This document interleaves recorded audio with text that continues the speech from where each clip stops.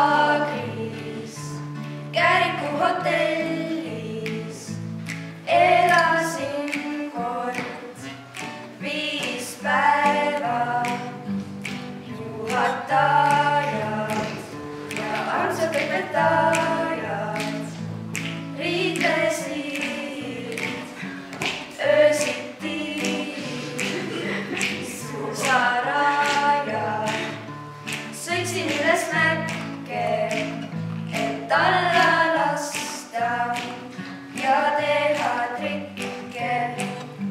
Siis on õhtu, vaadata nii lõpus meie filme kukkumistest. Siin suusalaagris ma näinud pole veel, ainult vihm ja muru ikka veel. Siin ei ole üldse internetti, õige, siin kõik netti, räiget netti.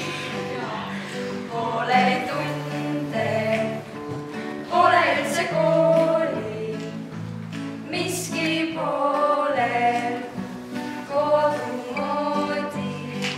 Siin suusalaagris ma näinud pole veel, ainult vihm ja muru ikka veel.